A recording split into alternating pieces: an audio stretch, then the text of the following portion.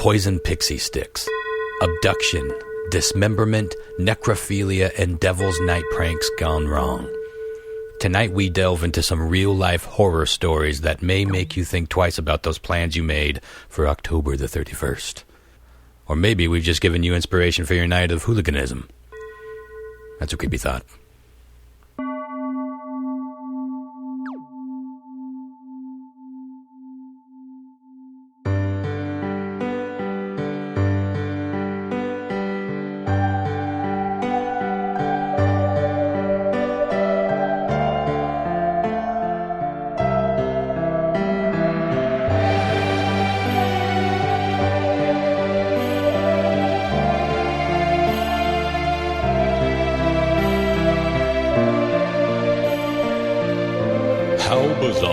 Intended for mature, open-minded audiences only.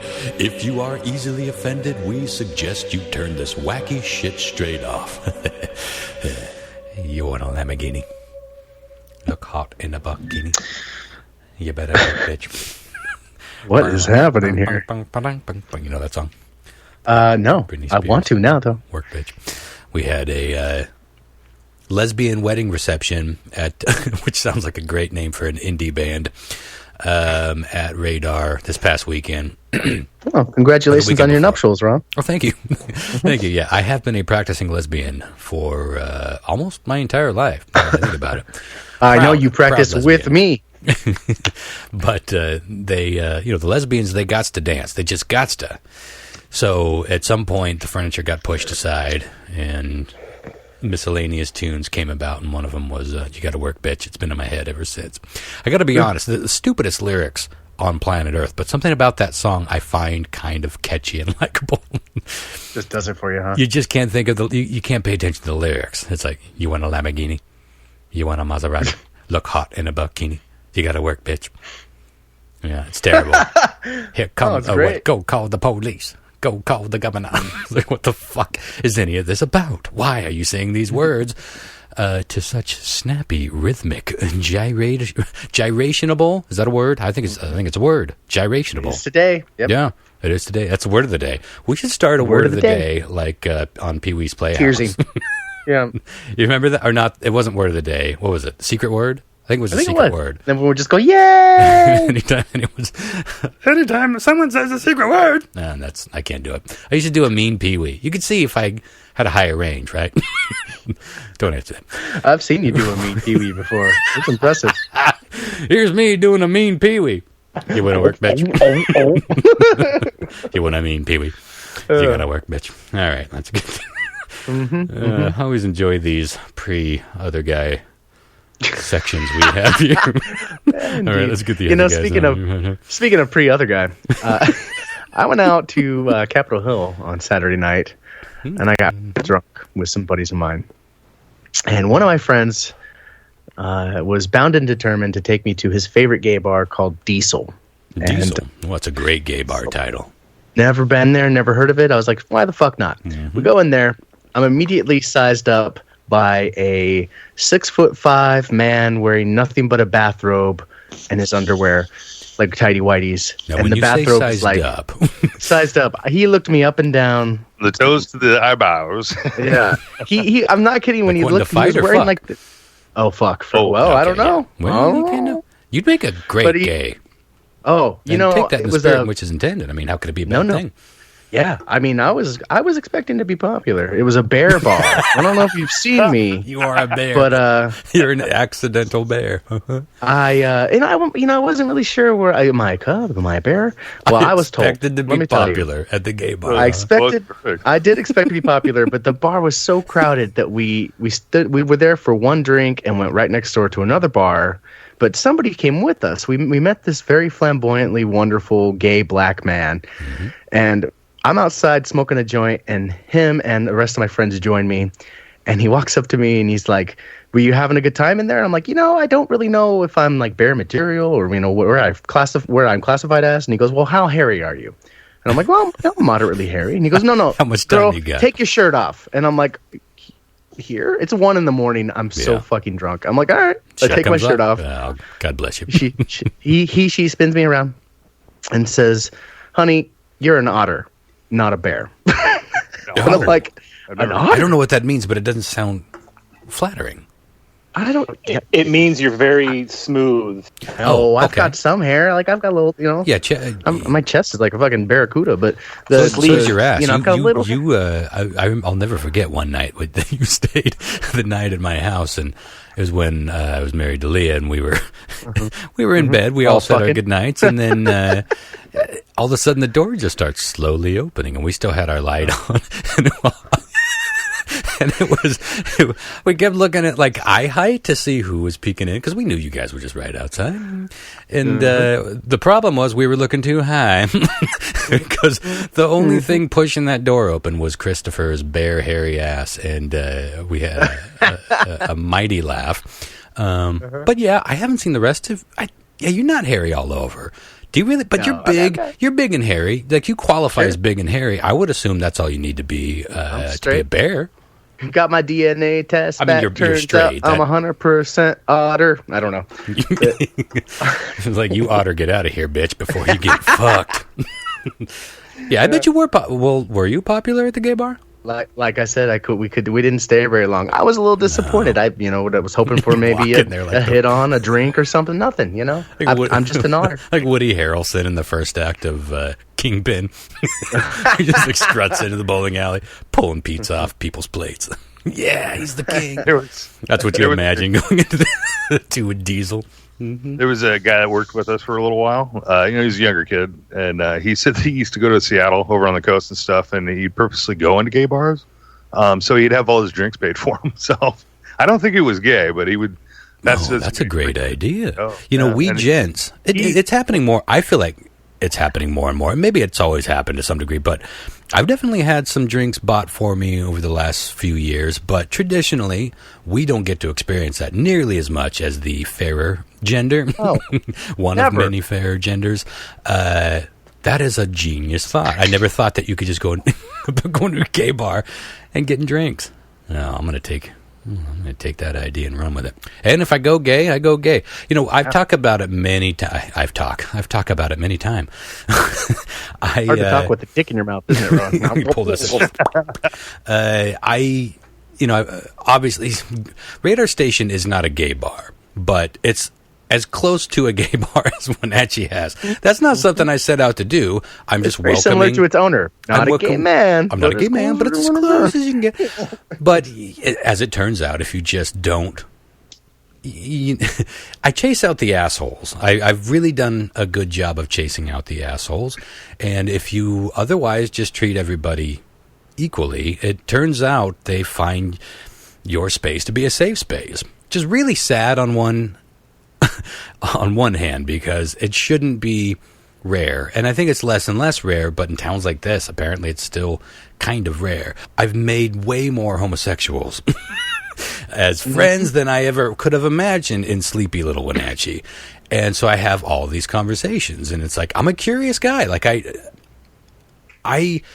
there's never been a doubt in my mind as to my orientation. There's never been a single doubt. There's never been, as experimental as I've gotten. Now, I was in a threesome situation where there was a dude hanging around, and that... Listen, I was just watching, and that didn't...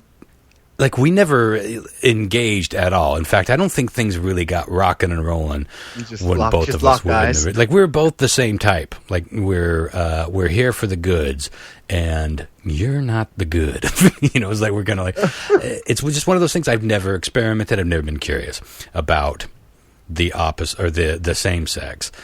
So it's interesting to talk to people who have gone through that experience of, well, I tried, or I thought that I was heterosexual and it didn't work out, or I was heterosexual for a while and then switched. Those people exist where they straight up switch. It's not that they're bi. They were straight for a while, or at least they lived as heterosexual for a while, and then when they went to the other side, it ain't no going back. We all know people very close to us that have experienced this kind of a thing, and it's such an interesting thing to me because it's as foreign as someone who's walked on the moon. It's like, I can't imagine what that's like. So, but it must be exciting to be somebody that's in the middle in this day and age, not 20, 30 years ago, and certainly not be, earlier than that. But in this day and age, it must be kind of exciting to be able to switch hit or just not know. Yeah. Options, baby. I'm sure there's still some fear and some hesitation. God knows it's still a thing that's being judged. It's not like it's one. We just had national, or maybe it's international coming out day. It's still a big thing. Mm-hmm. It's a big thing for a reason. Those reasons are mostly negative. People don't feel, for whatever reason, they don't feel free. But I would imagine that some of those reasons are simply personal. Like, what if I come out and I decide, no, I'm not gay at all? Do I have to come back in? Is there a national come back in, reeler back in day? It's a tighter squeeze though, if you know what I'm saying. Yes, it's easy to get out. One thing out of the bag, no. But it's been fascinating to talk to all these open-minded and easy to talk to queers and bis and polys and everything that you can imagine walking in through that door. And it's this community that's growing, and I've learned so much about walks of life that I can't possibly understand otherwise. That's cool. I think that's really great, man. I think you have given Wenatchee a place that it direly needed. I set out to give Wenatchee a place that it direly needed, but I'll be honest, reaching out to the, what is it now, LGBT, BLT, quarter pounder with cheese or not. Maybe you don't identify as cheese. Have it your way. Ooh, I should have gone there. Ross there. You see, it's like a volleyball. I just put it up, you knock it down. But again, all it takes to do that is to just accept people. And I couldn't. The slogan for the radar station was always "The weirdos need art too." What I meant by weirdos wasn't like that. That dude's giving me the creeps. It's the outsiders. It's the people that don't necessarily have a place where they feel safe or they feel like they belong, or maybe people that their preferred art genre is gluing pubic hair onto a canvas. I'm your gallery. I'm your man. place. It's a wide range. You can be their canvas, Ron. Glue it on me, son. No hot glue, please. I do react to heat, I guess. Anyway, I don't know where I'm going with that, except that I'm kind of jealous that I didn't get to be at the gay bar with you. No, we can make that happen, buddy. We could have done some shit in a gay bar, you and I. No, not too late. We can still make something happen.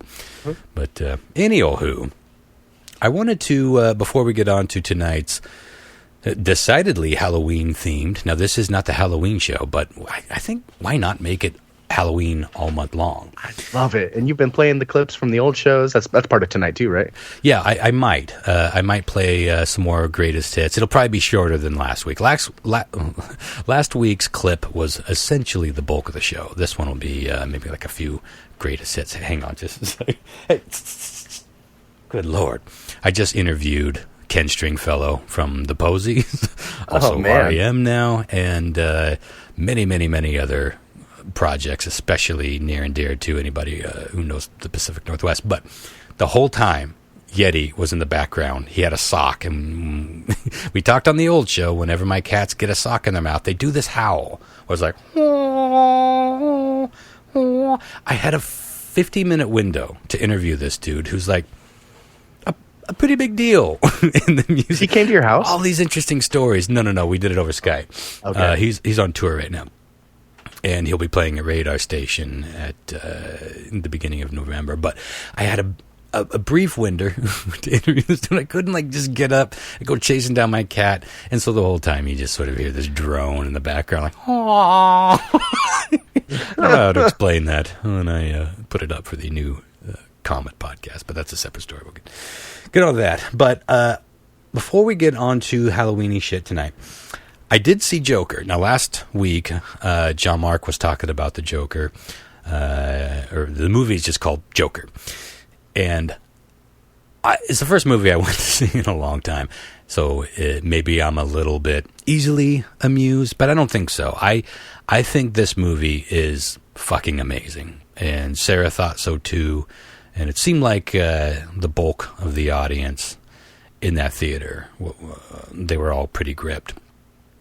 It's everything you wanted it to be, and then it just turns into something that you don't want to look at, but you saw it. You see it coming. It's just like everything is paced so beautifully. It's a 2-hour movie. And was there something about it that surprised you? I did. Well, see, John Mark said that it wasn't really like a sympathetic. Well, maybe I'm wrong, but I got the feeling that John Mark thought that you walked away from it not like rooting for the villain or sympathizing with the villain, but I actually kind of did to some degree. I think he starts out kind of like a sympathetic character, and then he slowly turns into a monster. I will say that. Well, you know what? I'm not even going to say that. I don't want any kind of spoiler because I knew nothing about the movie, and I'm surprised none of this was spoiled. There aren't any like huge major spoilers, but there's some interesting twists on some Batman ethos staples, and I didn't know anything about that. It was kind of fun to see that little twist, and it's really pretty small in the grand scheme of things, and yet that is what Sarah and I spent the bulk of the ride home talking about. That, and the real reason I'm bringing this up, the 4 dipshits that sat directly behind us and talked through the whole fucking movie. Wow. Were they wearing those fancy hats? What hats are those? What do they call those? Milady hats? The the incel hats you would see on a common... Anyone know? Like, not a bowler, but what do they call it? A derby? What? Like a top hat? No, not a top hat. What's it called, John Mark? You know. What is... I can't think of it off the top of my head. Oh, that incels wear? It's a common, when you see like a picture of an incel in a meme, they're always wearing that hat, and I can't fucking remember what they're called. I've got one in my goddamn closet. Not as simple as a fedora. It is a fedora, yeah. That simple. It was that simple. Okay, before I get onto my main rant, I'm going to do a side rant. So sit back, kids. This might go places. Or it might not. I'm going to try to be brief because we got a lot of shit to get to. So that's a perfect time to take a hit of whatever that was. Tea. Okay. Well, God bless you. The whole fedora hate came in because all the dipshit hipsters started buying the $12 fedoras that you could get at Hot Topic or Target or wherever the fuck. It seemed like overnight you could just get like fedoras everywhere. Traditionally, fedoras were not a cheap nor commonly accessible hat. Yeah. And so I think what a lot of people associate with the fedora is this sort of caricature of a dude with maybe plaid shorts, flip-flops, a button-up T-shirt and a fedora, or maybe a tank top and a fedora. It's like, you have to complete the package. If you're going to wear a fedora, you pay that hat, even if you only spent $15. It's not the money. It's not the quality. It's the shape. It's the overall iconic imagery that you are playing with, and you owe it to that iconic imagery to live up to it. Now, it's easy for me to say because I'm always in a vest and a tie. Like, you're going to fucking Target to buy cat food. I'm dressed up. That's just my thing. Call it a shtick. Call it, I'm comfortable in those clothes. I don't find those clothes uncomfortable. Like, a lot of people tell me, don't you ever just rock jeans and a T-shirt? Yeah, I don't feel right in those clothes. So I wear what I feel right in. And 9 times out of 10, if you just showed up at midnight at Radar Station, or well, not so much those days anymore, but you just show up and I'm working on something, I'm going to be wearing a tie and holding a power drill. It's just, those are the clothes that I wear. But it looks right in that complete package. It does not look right when some dildo is using it in correlation with his hot pink aviators and tank top that has the Misfit skull on it, even though he's never listened to the Misfits, and mismatched Vans. You know what I'm saying? Like, the fedora has gotten all of this hate, and I'm angry about the hate, but I understand why people hate it. It's because of the association. Anyway, I guess that went nowhere. Except to say that there's nothing wrong with the fedora. The only reason people hate on it is by association. There's your punctuation. Now, Going back to the non-fedora wearing buttfucks, they were whispering. Now, you get clues when you're in the theater, right? Like when you go in, I don't know, maybe people aren't nearly as anal as I am. But I am just like, I go in there and I'm just like, tick-tock. Tick-tock, motherfucker. It's tick-tock until someone sits down next to me, either with egg burps or they got a really bad cold, or they're going to be on their cell phone on full brightness, or they're going to talk to their friends. And this is my experience, and anyone that's gone to the movies with me knows that this is not, oh, I hope this isn't going to be one of those moments where someone finds their way next to Ron. People have stopped asking me to go to the movies. Ask both of my ex-wives. Sarah and I have not had time to go to the movies because I'm fucking married to Radar Station. But we had this talk. I had to tell her, it's like, look, this is life with the Ronster. I don't know why, but I've been blessed with the curse of douchebaggery at the movie theater. These four gents behind us, it wasn't an empty theater. It was about a half-full theater. A matinee, but it was a full theater. Usually, with that many people, oddly, it's like better because there's more pressure to shut the fuck up. These guys just whispered loudly the entire time. Now, sometimes they weren't even whispering; it was just straight up talking. But it was like during key moments, even. Like I get talking through the trailers, but that's your first clue. I get talking even for the first 15, 20 minutes of the show because you're like, hey, we're hanging out. We haven't seen each other all week, so this is our fun thing to do. So we're going to sit here and just... But they never stopped. And it seemed like the heavier the scenes got, and trust me, friends, the scenes in Joker get fucking heavy. John Mark basically summed it up very well. It's not a terribly violent movie. There are a few scenes. They'll stick with you, and they're... You know, they hit you in the gut, even if you see him coming. It's because it's the way it's framed. It's not framed like a video game, like John Wick. That's like, oh, that violence is like cartoon. It just like flows over you. No, but this is somebody framed at the end of the rope going realistically, berserk. Like in like tense. It's like it's hard to explain, but you know what I'm saying. Yeah. And it's not, you know, some kills, there's like a relief because you know it's coming and once it's over with, but these don't really work that way. It's like, oh, he's shifting gears. It's like, what's next? It's dread. The whole movie is just dread and filth and sorrow. It's a dark movie, even though we've all seen movies that are like 10 times more violent or depressing or, you know, gut-wrenching. This has something special to it, this movie, and it really is like watching mental illness on screen. And it really isn't a comic book movie at all. John Mark was correct on that, even though, in fact, I forgot. You forget that you're even watching a movie about the Joker, and then all of a sudden there are some Batman references or names that pop up, and you're like, oh yeah, this is Batman's universe. Like this is setting up where Batman enters the picture at some point. And do those catch you off guard a little bit, John? Because I found myself like kind of forgetting that I was watching a movie that was anywhere related to Batman. A little bit. Like I knew it was coming, but there were certain scenes where I was like, oh, so this is like, you know what I mean? Like if they chose to continue on in that world with that sort of timeline, it would be an interesting setup for things, but they're not going to, I don't think so. But it did like go, oh, this is kind of a weird interplay between these two characters here right now at this stage of their relationship kind of deal. My first non-douchebag related comment to Sarah as we walked out was, I hope that this is not the first of a new franchise, because I want this movie to stand on its own. I think it's more powerful that way. I think most movies are more powerful that way. Anyway, my question to y'all, what is this? What goes on? What causes a group of friends or relatives or anybody to purchase a ticket to a thing? The idea of the thing is to sit down and watch and or listen to, usually both, a thing collectively. A little bit of audience noise is always going to be expected.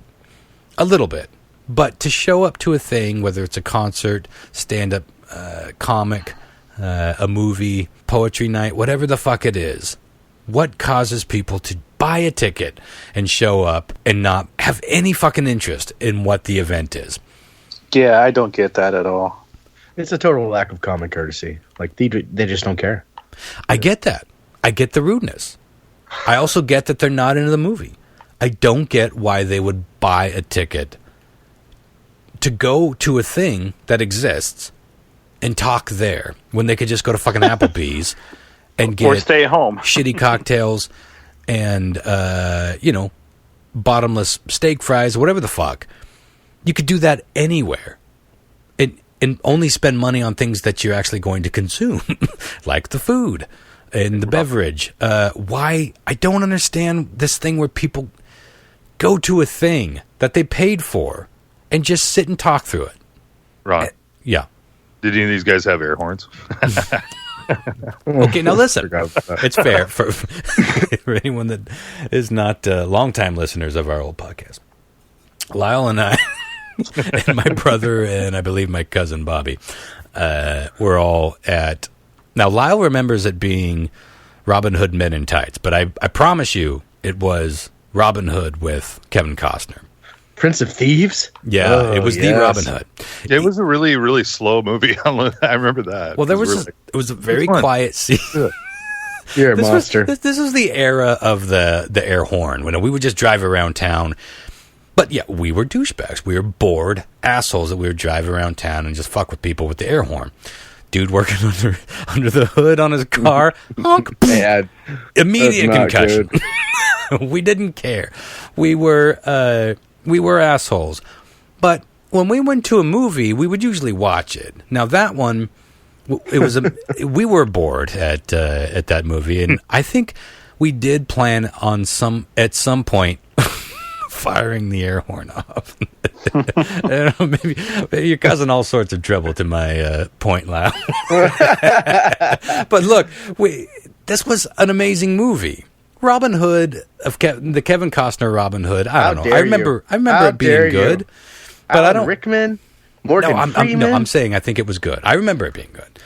But we were there to cuss shit, but we weren't sitting there talking. I mean, it is a different thing. We were bored 16-year-olds, but we didn't have to worry about that. But we did watch the fucking movies. Yeah. I'm going to bring up another movie situation involving Lyle later, but it ties into my soup de shower, so I'm going to save that. But yeah, that's a different thing. We showed up and we watched the movie, and at one point we're like, here's going to be 30 seconds of us making everyone freak the fuck out. And the girls sitting in front of us literally launched off of their seats when that you think an air horn's loud outside, folks. You launch one in a fucking quiet movie theater. Whew, no, that's room, yeah. Soundproof room, yeah. But that was tomfoolery. And then we went back to watching the fucking movie. That's totally different. Whatever that is douchebaggery, but whatever that is, it's separate than, sitting there and just, I don't know. I don't know what it is other than people just wanting to go where the people are. Now, I've noticed this with Radar Station's open mic. Open mic is the only thing that we do that fills the house on a regular basis that's free. All the events, we have a cover charge. This invites a whole lot of people to show up, and they want to sit in the back and just talk loudly, and I'll shush them every fucking time because there's someone up there reading fucking poetry, and they're probably super nervous. They probably waited all week. It's like, you know what? I'm going to get up there on that stage. This is my night. It feels like a safe place, like I talked about earlier. People seem responsive. I'm going to get up there and read this poem about my dad who just died. This is the kind of thing I see all the time. Or maybe they're going to get up and try, even more terrifying, try their hand at stand-up comedy for the first time. I'm not going to let some cunt in the back talk over that. I won't do it. In fact, on this interview with Ken, we were talking about hecklers and people that just get drunk at shows. And it's kind of unfortunate that, alcohol and noisy, obnoxious people and music shows tend to go hand in hand. And I told him the story about when Lou Barlow from Dinosaur Jr. and Sebadoh played at Radar Station earlier this year. This is a super quiet, sold-out show, 50 people in there, dead silent, except one loud voice on the other side of the wall out in the main gallery. And it's like, God, that voice is just carrying over everything and no one else is making a sound. So I had to walk around there. Well, it turns out it was Murph, the drummer for Dinosaur Jr., who travels with Lou on his tours. And he was just talking to a fan, and he didn't realize how loud his voice was carrying. So I had to go over and shush Murph. And I went back to Sarah behind the bar and was like, I just shushed Murph from Dinosaur Jr., and I don't even know what my life is now. Like, what am I doing with my life? I can't let anybody make noise over the performer. So I have that sort of ethic in general, but I have seen that people do just want to go, that like people have figured out that people go to Radar Station on a Thursday night. That tends to be a pretty packed house where some of the other bars are dead. So when you want to meet up with your friends where there's a bunch of people, you go to open mic, but I won't allow it. The theaters need to crack down on that shit, and more venues need to crack down on that shit, because I'm not proud, and I certainly don't enjoy going around shushing people and being old man Evans, but I'll fucking do it because ultimately it has to be about the music or the performance or the show. Otherwise, what are we doing? You could just be another fucking bar. That's why open mic at Radar Station has become a special thing, because I make it a show. I make it a sit down, be quiet, and watch the show. And I let people talk. I let people whisper. But if they're going to be obnoxious or just straight up louder than the entertainment, I'll shut them the fuck up. But I guess kids that are making minimum wage are not as likely to... it's confrontation, it's uncomfortable to go tell someone to shut the fuck up. And I have to do it. That's kind of my job now. Wowza. Anyway, shut the fuck up when you're at the theater, for Christ's sake, or just watch it on Netflix 2 months later. Think about where you're going. Think about what you're about to do. Because here's the thing. I know people will straight up admit, I'm totally that guy. I'm going to fucking sit on my phone the whole time. I'm going to check my messages when I'm at a movie theater. I don't care. What are you going to do? Stop me? I'm going to text and drive. People admit this shit all the time. So I know people are aware that they're just being selfish.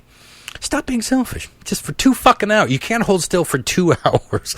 But the other thing was, and I told Sarah this, is like, I think every time something gets real heavy in this movie, those butt fucks get goofy. Like they start like giggling, like they can't handle it. It's kind of like people that can't have hard conversations, right? Like they have to joke about you know what I mean? Like there are people that can handle heavy shit, and people that like, oh, this is weird, so I'm going to start, let's talk about the snot coming out of his nose. That's fucking funny.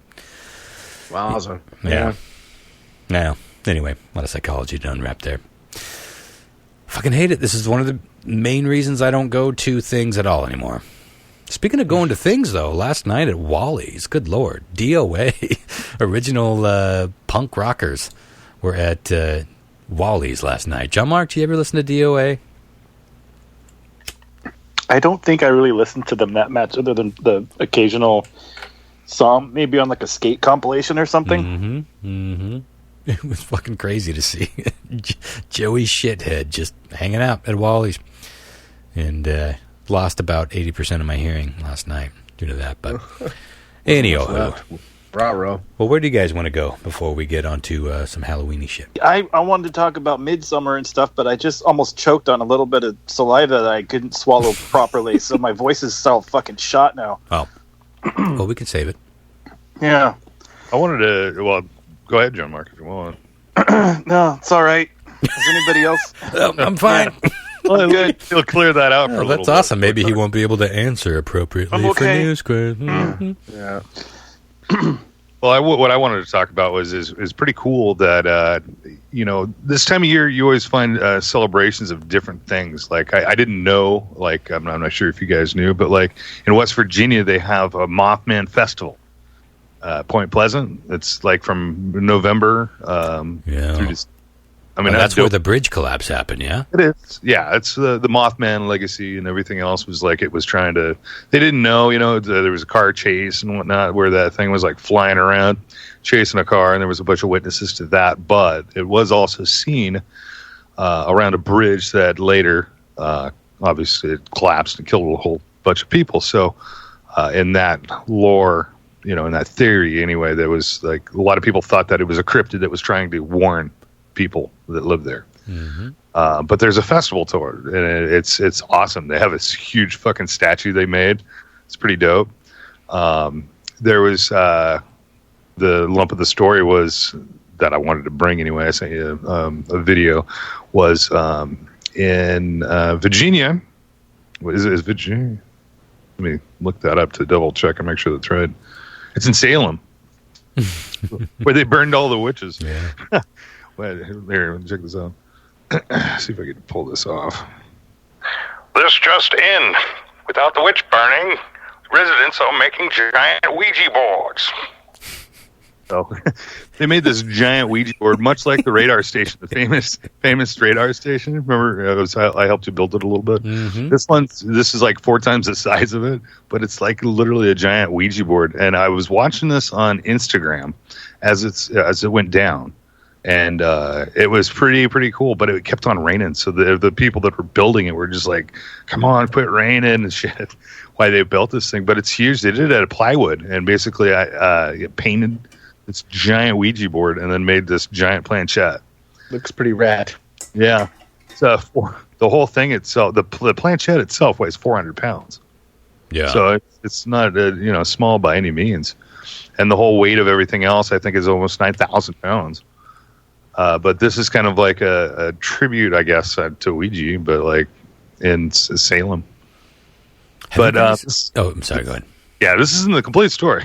The complete story, though, what I wanted to talk about is like also with the icons of different places and the things that are going about was I almost sounded Canadian there. You going about?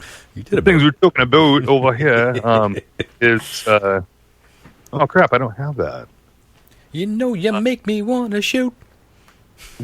There's got to be a Canadian cover band that sings "Shoot," right? God, I hope so. Let me talk about it. Okay, I do have it. There's a clipping. What was done was a project was done here for Mission Ridge, but it was a 11-foot metal Yeti that sits on top of Mission Ridge that was made and whatnot. It's pretty dope. Yeah, it is awesome.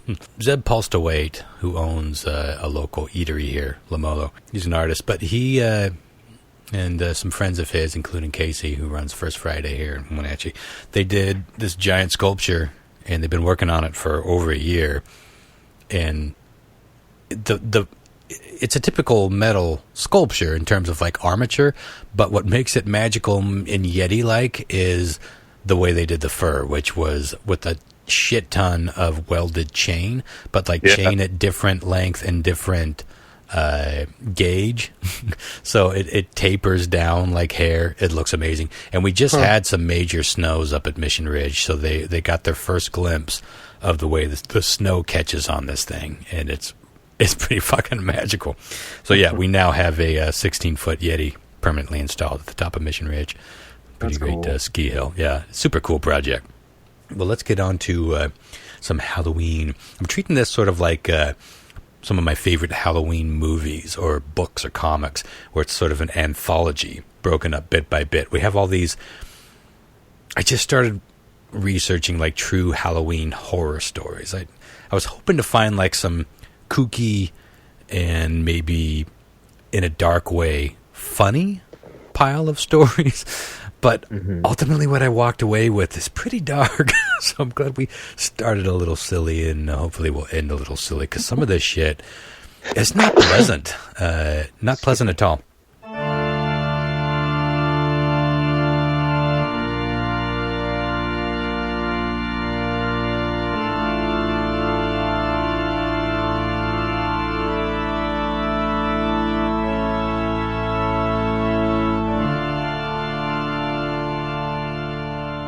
Chapter 1.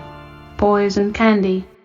We've heard, all of us, since we were little kids, and since the generation before us were little kids, about candy being poisoned or drugged to harm trick-or-treaters. But the numbers are pretty clear that this almost never happens. Like, we do have to use the word almost, because this first story, honestly, I almost didn't include it, because it's sad. Like, I find this really sad. And when I was reading it, I was like, yeah, this is too dark, and it's all dark, but this one, I don't know, there's something about this one in particular. My imagination painted the picture in front of me, and I didn't want to see it. But it's an important case because this is likely where a lot of those poison candy fears and stories came from. This is the incident known as the Texas Candyman. On Halloween night, outside of Pasadena, Texas, a 40-year-old Ronald O'Brien took his 2 children trick-or-treating along with some of the other neighbors and their children. Now, after just a few stops, they all got to a house that seemed to be empty because no one was responding. So the kids and the other adults decided to move on to the next house, but Ronald held back a bit. And by the time the other trick-or-treaters, were a couple houses down the road, Ronald caught back up with them and said that initial house that wasn't opening its doors had opened its doors just as the other group, the rest of the group was walking off. So he stayed and trick-or-treated and chatted with them for a bit. And he came back with a handful of pixie sticks that he distributed evenly to all the kids. Now, later on that night, Ronald let his kids pick through some of the candy that they, some of the booty before bed. He said you can each pick a couple before bed. And his oldest son, 8-year-old Timothy, decided on one of the pixie sticks. Now, at first, he was having a hard time getting the little powder. For those of you who don't know what a pixie stick is, it's those little paper straws that were wrapped in thinner paper. It was basically filled with flavored sugar. And he was having a hard time getting that powder to flow, which normally would come out like, finely chopped cocaine. And so Ronald actually cut the tube and started to force some of it into Timothy's mouth. And once it slid down his throat, Timothy was like, this doesn't taste right. It tastes bitter, and I don't like it. So he stopped eating it and decided on a Reese's peanut butter cup instead. A short time later, Timothy was not well. His gut was aching, and short time after that, he started vomiting, just getting really sick, and eventually he started convulsing. And before sunrise, Timothy was dead. In fact, less than 2 hours after consuming that pixie stick, he was dead. Now, when the police started looking into what had happened, Ronald claimed that everything was fine until he just went limp in his arms after getting sick from the pixie stick. So the cops took the pixie stick and they, tested it and looked at it. And in the meantime, Ronald O'Brien claimed innocence. He said that the pixie stick came from one of those houses down the street, but then he was unclear which one it came from. The rest of the group that he was with said, well, he claimed it was from that one house. The cops then went and looked at that house, and they looked at every house in the entire neighborhood, saying who was giving away pixie sticks for Halloween this night. Nobody was. And the news of Timothy's death spread pretty quickly through the community, and as you can imagine, all the local parents were frantically collecting all of the candy that their kids had gotten for trick-or-treating, because there's no way to know that this was just a pixie stick thing or an isolated thing. It was clearly a child died pretty much immediately after consuming Halloween candy. And one of the boys that was in that group that got one of the pixie sticks was actually found asleep in his bed by his frantic parents. They were looking for all the candy. It was like, oh my God. They got upstairs and saw him sleeping in bed with an unopened stick in his hand. He fell asleep. He couldn't get it apart because it had been, manipulated and stapled back together. And he couldn't, he's a little kid. He couldn't tear it apart. And he fell asleep trying. Wow. Yeah. That's fucking, as a parent, that's, wow. Yeah. This was a tough story for me to get, and I'm not even a parent, but just imagining how this went down. I don't know, we'll kind of do a post-mortem, no pun intended, I guess, at the end of the story. And when all of the pixie sticks were finally rounded up and tested, they all tested positive for over the lethal dose of potassium cyanide. Enough potassium cyanide in each one of those tubes to kill 5 adults, basically. Now, fortunately, none of the other kids ate theirs. Police were now obviously looking pretty closely at Ronald because he was the one that personally delivered these candies. They had enough at this point to sort of look at Ronald with a skeptical gaze, shall we say. And if that wasn't enough, they found out after doing some further research in the following days that Ronald had just taken out a sizable life insurance policy on his 2 children. No. And that, coincidentally, he was in a considerable amount of debt And they had found papers where in Ronald's house where he was doing calculations using the exact figures that his son's insurance policy would pay out. Oh my God. If that wasn't enough to indicate that Ronald was behind the death, a local drugstore actually came forward saying that O'Brien came in and attempted to purchase some potassium cyanide. They had more than enough to arrest O'Brien, and eventually he was overwhelmingly found guilty and sentenced to death. They never did find out where he got the cyanide, but all the other pieces of the puzzle fell in pretty quickly after Timothy's death. You know, Brian's wife claimed that she didn't even know that Ronald had taken out the insurance policy for the children. But it's fucking tragic, right? Like, this thing always baffles me. Like, what could you possibly spend that money on? Now, obviously, he was in debt, and that sucks. But are you really going to feel better about being less in debt? Like, the life insurance policies wasn't even going to add up to his debt. It would have been like a good down payment toward it. Wow. I don't understand. And I guess we're talking about people that aren't right. You know, like people that can't be. I mean, to hold your son while he dies for some fucking money. That's the thing that kills me about this fucking story. Like, poor little Timothy, he was just excited to dig into his Halloween candy. Like every fucking kid. Like, I'm going to start with the pixie stick. I hope that guy got fucking raped in prison every single day. Yeah, I hope so too. He did get sentenced to death, and he got executed in 1984, I believe, by lethal injection. But yeah, Jesus Christ, if hell didn't exist, I hope it created itself for people like Ronald O'Brien. Yeah. And like I said, he was sentenced to death, but it took the jury less than an hour to convict him. And less than another hour to sentence him to death, which was, at that point, you know, in the 80s, that's when it really started to become a bit controversial. Like, should we keep sentencing people to death? They had no problem with this one. I wish that they could have shoved a poison pixie stick down his fucking throat. Fucking make him butt chug it. Don't you wish capital punishment could be like that? I mean, I know it's not practical, and you know, too many innocent people are convicted and sentenced to capital punishment anyway. But in a perfect world, you could. In a perfect world, I guess you wouldn't need it anyway. Moving on. That would be a crime deterrent, you'd think, an eye for an eye kind of jurisdiction. That, like, if you admit you're guilty, you know, like, yeah, I killed my son or whatever. Then, boy, that's an interesting other topic, though. People admit guilt when they're not guilty. Way more than you would ever guess. And that's a tricky thing to deal with, too. Well, I'm not sure if that's because of people, well, like the jurisdiction will say, well, you're looking at 100 years. If you cop to saying that you did this, we'll give you 25.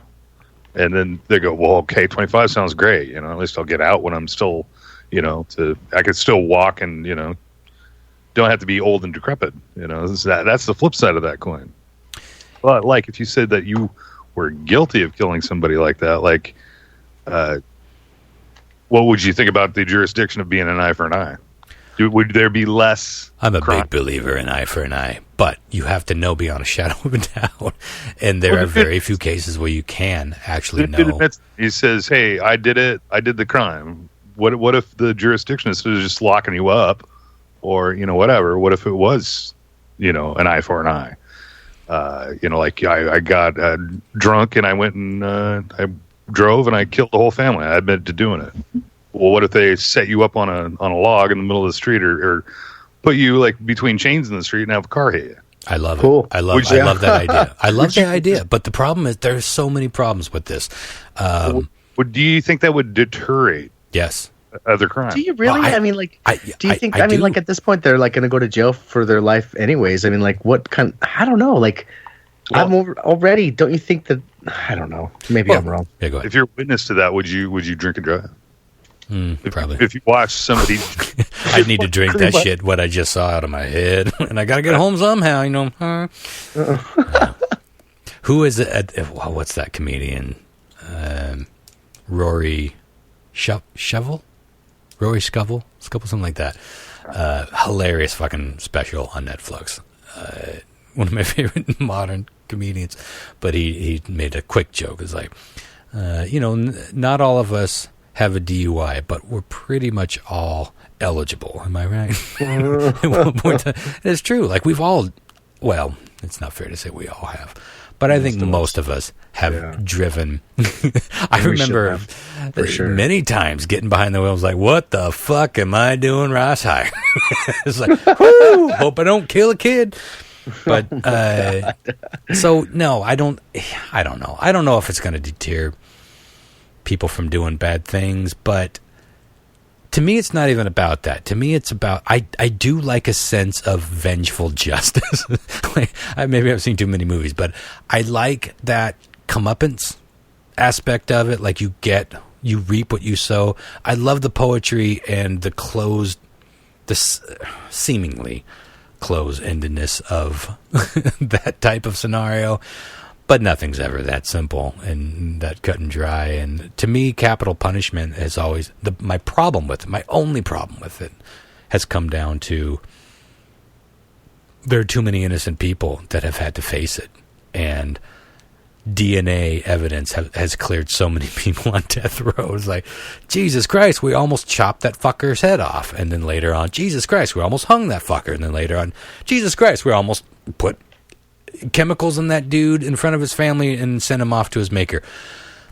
But now we know he's innocent. And, there are a lot of documentaries and books and studies on how usually simple-minded people or people that are in a seriously fucked up situation will confess to a crime they didn't commit. So you can't even take their word for it. Someone's saying, look, I raped and killed that girl. It's easy to say, awesome, we now know. Let's rape and kill that motherfucker. And, keeping with the story that we're on right now. But we know that people false confess for whatever reason. Mental illness, suicidal wishes, some sort of bizarre... There are people that confess to crimes just for notoriety. Looking for fame, yeah. Yeah. I always think about that case in Wenatchee that I was there for. The girl that... Martinez, what was her name? Oh, no. The girl that... Oh, Mackenzie Cowell. Oh, Cowell. Yeah, Calloway. Yeah, and then they did the... what was the 2020 special or whatever on the guy? Yeah, Dateline or one of those. Yeah, Dateline or something. Yeah, and it was... we still don't really know who killed that girl. It's a weird case. It's really weird. There's a lot that condemns that dude, and then there's a lot of missing pieces, and it's... And ultimately, he copped a plea. Anyone that wants to look into this story, go to YouTube. Last I saw it was on YouTube. I believe it was Dateline. Just put in Mackenzie Cowell or what was it? Murder.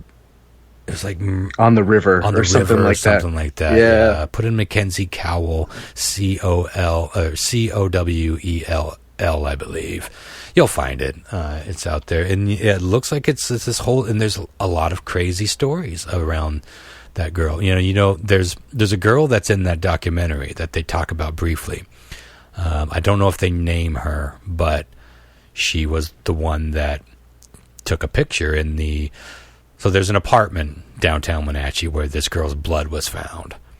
And this girl, who was a friend of the guy that ultimately confessed to the killing, but you could tell he was confessing under...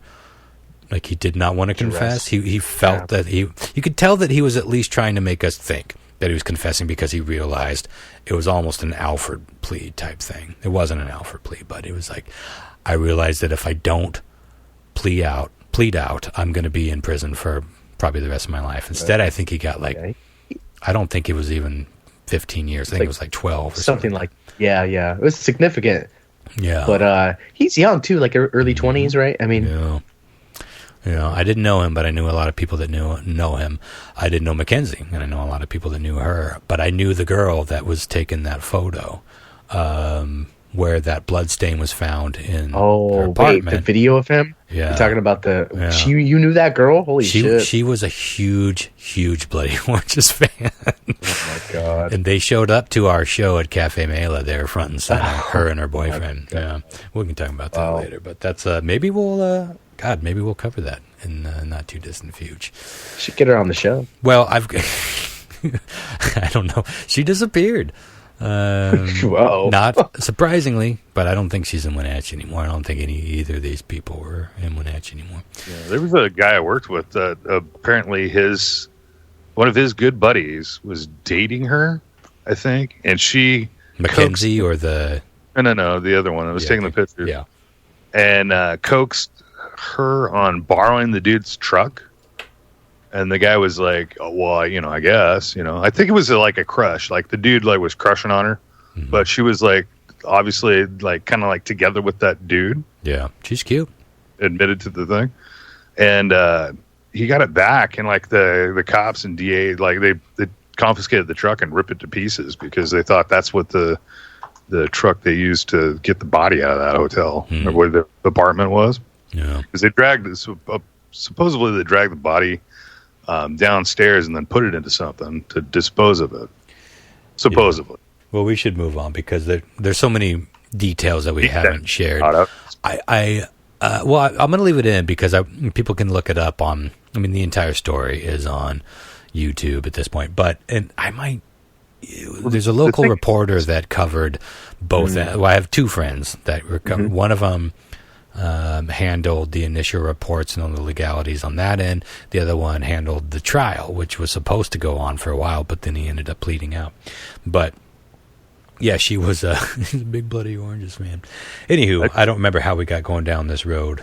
She bolted out of town, dude, as fast as fucking she got let loose, dude. They let her out for questioning. Yeah, she deleted all her social media, and I was friends with her on Facebook. Or I don't know Facebook, but definitely MySpace. This is going back a while, and Twitter, and she deleted all that shit. Post haste, and God, who knows? So many fucking mysteries surrounding that thing. Anyway, now when we were growing up, it wasn't so much everyone was worrying about poison in the Halloween candy, but razor blades and needles. That's what it seemed like everybody I knew was afraid of that. Now this, of course, is another part of the urban legend. It's kind of tied to this whole thing where drug dealers are putting very expensive and difficult to make hallucinogens in your children's Halloween candy and passing them out like candy. Yeah, that's gonna fucking happen. I can't say it's never happened, but it's simply not likely. However, we do have cases where it seems that someone has actually hidden sharp object and tampered with Halloween candy with the only objective to do harm. In 2000, James Joseph Smith was arrested Halloween night for sticking needles in Snickers bars that he handed out to trick-or-treaters. Minneapolis. And only a few kids actually bit into the candy, and one of them got a needle into his gums, which would suck. But otherwise, I mean, he was relatively unharmed. But Smith went to jail under the charge of adulterating a substance with intent to cause harm. But again, this was in the year 2000, so I would wager that even this attack was probably inspired by the urban legend. And I would imagine like a lot of bullshit stories often inspire real-life version of the bullshit story. You know what I mean? Like, I always think about this when we have urban legends or just rumors. It's like, it's almost like giving somebody the idea to do the thing. And there are people out there. There are drug dealers out there, I promise you, that will be like, shit, yeah, let's put some fucking meth in some Snickers bars and sees what happens. But we almost never hear about it. Like almost 100%, this never happens. But in the early 2000s, there was an instance of Snickers bars being stuffed with marijuana. And by the time the story was making headlines, police had done a little more research and found that the man that had these big bags of Snickers bars had actually brought them home from his job at the post office, and he worked in the lost package department.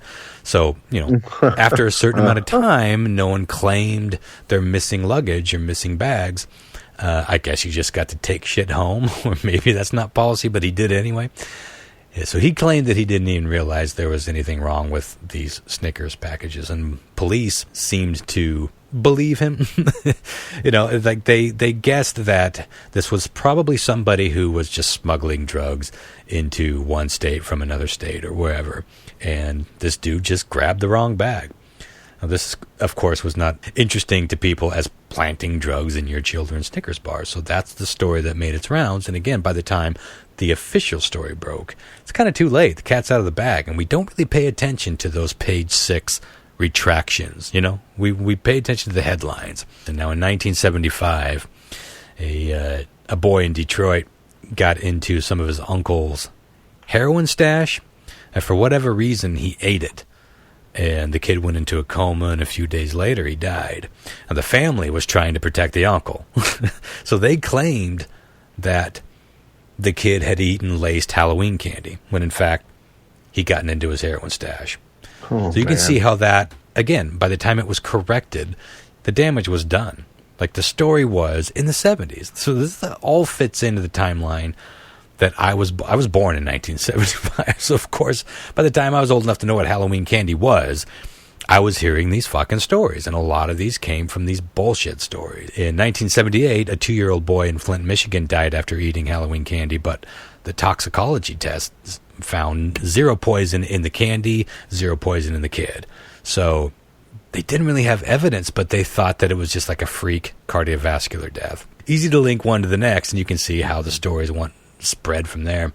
A similar thing happened in 1990 when a 7-year-old girl in Santa Monica, she dropped dead, like on the sidewalk, while trick-or-treating, and she was eating candy at the time that she died.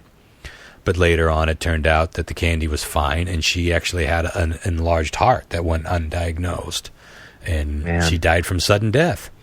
Another girl died in 2001 in British Columbia immediately after eating Halloween candy, but a test revealed that she actually had some gnarly strain of strep. So there's definitely a clear roadmap as to why people were freaked out. But honestly, I don't think you even need those examples to be a little concerned with children collecting treats from strangers. And it's sort of a testament to me that these incidents, these nefarious incidents, are so few and far between, right? Like, it's a brilliant time for predators of all sorts to do all sorts of damage, and yet it almost never happens.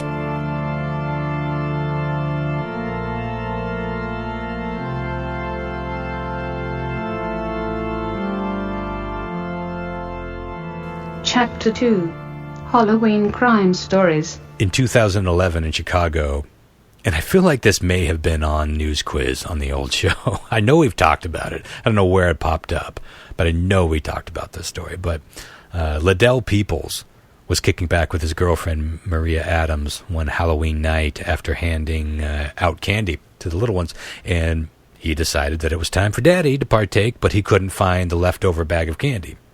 So he started looking everywhere, and he was getting a little pissed. He was like tearing the whole place apart because he wanted the fucking candy. And then he basically started accusing Maria, his girlfriend, of eating it and hiding it.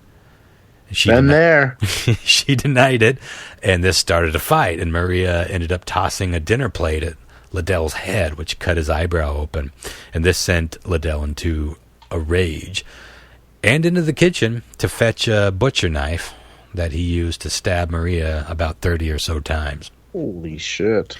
Yeah, Liddell was charged initially with assault. I do remember this. And attempted murder, but those charges were upgraded a few hours later when Maria died in the hospital. If only she had a Snickers bar to give him, right? Huh? Not yourself. That's a heck of a sweet tooth. That'd be amazing Snickers commercial. You know those ones where it's like Joe Pesci, like being a grumpy mom, and he's like, Joe, eat a Snickers like bar. Yourself. You're grumpy when you're hungry.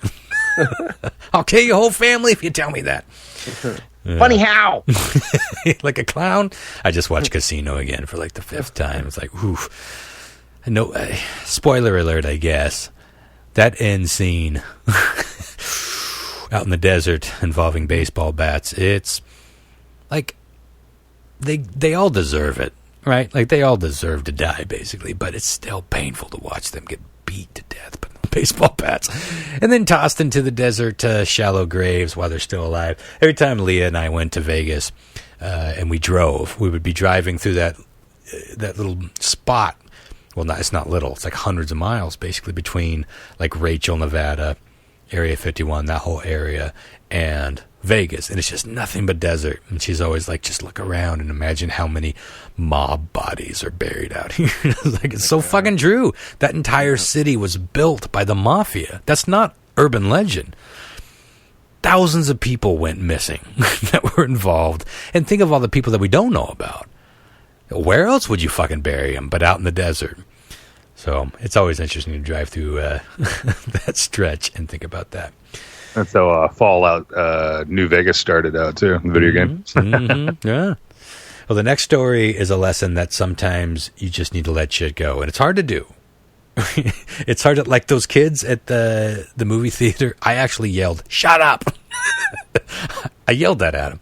They did shut up for a little bit, but then they were like, I think they got pissed, and it's like, it almost never works. It almost never pays to step forward to be the guy that tries to shut shit down. It almost never pays. I got a good story about this that I'm not going to drop tonight because we're already looking long in the tooth, but I've been meaning to bring it up on the podcast.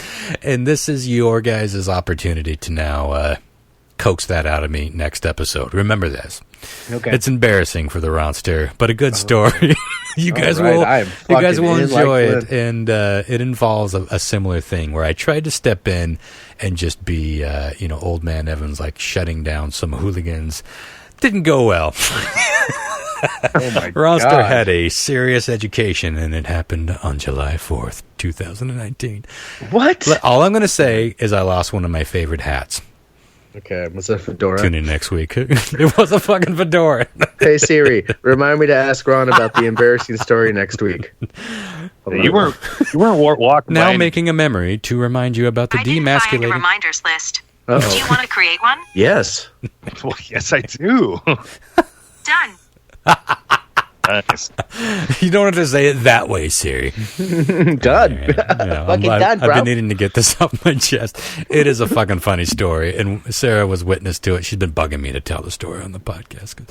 But I got it. I don't know that Sarah comes out any better than I do in the story. You'll see why. I can't wait to talk about it, actually. Anywho, as I was saying, sometimes you just need to let shit go when you're being fucked with. But 20-year-old computer programmer Carl Jackson learned this lesson the final way, I guess you can say. His car was egged while driving through a pretty rough area in the South Bronx in 1998. Now, Jackson decided to confront the group of hooligans, and they decided to chase him down the street. He ran back into his car and drove away. But he got stopped at a stoplight, and they caught up to him, and they shot him in the fucking head. They just emptied out all their guns into him. Now, no one wants their car egged, right? Yeah. Like, that shit sucks to wash off, but you gotta know when to roll with it and get home alive, man. And this is where I made a note to bring up the... a story that I know Lyle will remember. So I'm assuming, Lyle, you remember the infamous egging of my brother John's Bronco, yeah? Well, yeah, I brought it up at Lyle Palooza, and we were bullshitting. I was talking to Johnny. Oh, that's funny. Holy shit, man. So in summary, this was next level egging. Next level? Oh, next. Oh, no, yeah. Oh, my God. It was, Oh my God. Okay, well, my brother broke up with a girl who did not take it well. They were dating for about a year and a half, maybe 2 years. My brother also drove a Ford Bronco too, brand SUV, and that SUV was our life. Lyle didn't have a car. I didn't have a car. Most of our friends didn't have a car. None of our cousins had a car, and we all basically spent our summers for that year or two cruising in my brother's Bronco. Yeah, cruising and talking on the CB and fucking with people and picking up chicks, everything. That car was our life. And driving to the movies. well, one day we went to see, I don't know which was which. There's two movies involved. I feel like one of them was T2 Judgment Day and the other one was Hot Shots Part 2. Two amazing sequels. But so one of them, we went to see the movie. We came out and we're like, dude, did someone shoot out your fucking window? No, dude. It started at, we came out the doors and we smelt this fucking awful smell. No, that's the separate time. No, this is it. I'm pretty sure. See, he got his window shot out first. This is what set up the ultimate egging. Okay. So he got his window shot out first. We came back and his window was shot in. So we had to scrape out all the glass. Hey, how do you know it was shot? I mean, like, couldn't it just smashed it? Well, whatever. Whatever. Okay. It was just so much more if it was dramatic. shot, it would have been like a 10 pump BB gun. back then. because there was no rocks or anything in the back seat. You know what I mean? I feel like there was evidence that it was shot out, but I could be wrong. Either way, it was smashed, and in broad daylight. Well, we mostly went and watched matinees. So while we were in the theater, that window got smashed. We came back out to the smashed window. Like, fuck, like this bitch is nuts. Well, before he had a chance to fix said window, we went to another movie. This time we came out. And yeah, like Lyle said, immediately we're greeted with the worst smell. Like, what the fuck? Is there like a dead cat around here? What the fuck is that smell? Johnny's rig was parked. I want to say like 2 to 3 rows from fucking Grand Road away.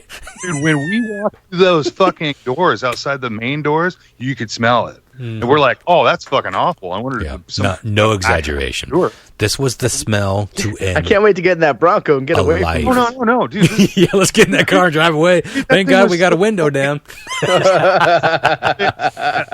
8 fucking parking spaces away from us. This is like still by Grant Road. We could smell it. And as we got closer, it got stronger and stronger. Dude, we had no idea. I remember our posture sort of fading. He's like, no, you don't suppose. And I remember putting my hands, I'll never forget, I'd like putting my hands on the top of my head like I just witnessed someone being killed or something. Like, I don't know how to process this, but I know what we're about to witness. Although I didn't. I couldn't, even then, I knew, we all knew, like, oh shit, this is the truck. Something happened again. But we could not have prepared for what we saw. Like, the smell was one thing. The smell was eternal. I'm getting sick thinking about it. We opened the doors. These weren't eggs. These were emu eggs, because there was an emu farm right up above where we lived. And this girl knew about it. Emu eggs that were clearly left in the sun for what I would gather the bulk of the summer. They were the most rancid baby puke green color. Just she thrown them against the car or in the car? Oh, no. We wish they were against the car. Remember that window she shot out? Made an awfully convenient place to toss rotten emu embryos. I'm telling you, this girl won the summer of 91 or whatever the fuck this was. She won. We were like, dude, make up with this bitch. Whatever you got to do, pay her off. This ain't going away. We had the ride home was like, I can't tell you how hard a human being can close off their orifices until you are riding 1.5 miles. It's not that far from the theater to my parents' house. And so even then we were like, okay, let's hose this shit out, bleach it, get all the perfume. All the tricks in the world never, ever got that smell out. My brother had to sell it for super cheap because it never, ever went away. Wow, she really got it. Yeah, she fucking nailed it. Wow. She shot the window out, knew the window was open. She saved up the rotten emu eggs. 6 more days on these emu eggs for the rape. It was forever stenched. So, well played, psycho bitch. Well played indeed. Your prank literally ruined our lives for a couple of years. That's so great. That Bronco was our lifeline. Oh, I'll never forget that smell. And every time I smell like one of those vanilla magic trees, I can smell a hint of that green egg smell, because my brother, remember that Lyle, like Johnny had, he bought like 15 of those things and just shoved it into his AC vents. Remember the movie 7 when that dude walked in that room when he got dead with all the trees? Yeah. It could have been like the Johnny's truck. That's what it was. Oh my God. Unbelievably pungent. Whew. Anyway, next level egging. We all kind of bemoan the fact that door-to-door trick-or-treating has gone the way of the dodo, to some degree, anyway. In certain neighborhoods and certain towns still do it, and a few stragglers here and there, but it's mostly becoming trick-or-treating like downtown, at businesses or in church parking lots or in malls. And yeah, it's kind of sad to see that change, but when you hear stories like this next one, maybe not so sad at all. In South Carolina, a dad and his 2 sons knocked on a door to trick or treat and were greeted with a spray of AK-47 bullets. Oh my God. Yeah. Killed one of the kids, 12-year-old. Oh, man. The other 2 were all shot, but the other 2 survived. The shooter, Quentin Patrick, later said that he was a drug dealer, and he just assumed that the people at his door were rivals of his. Super cool, Quentin. Cool, tough gangster thing you got going on there, killing 12-year-olds. Trick-or-fucking-treating. Suddenly, Bed Bath & Beyond trick-or-treating doesn't sound like a bad idea, right? Like, you could see how this is how we got to where we're at. Halloween night, 1981, 17-year-old Maria Cialala, I think is how you say her last name, was walking alone after trick-or-treating with her friends in downtown Brick, New Jersey. A cop drove by and saw her walking on the side of the road in the dark in a sketchy part of town, and he got bad vibes about it. So a couple exits down the highway, he turned around to go give her a ride. But when he got back on the highway, he couldn't find her. She was gone and was missing for 2 years.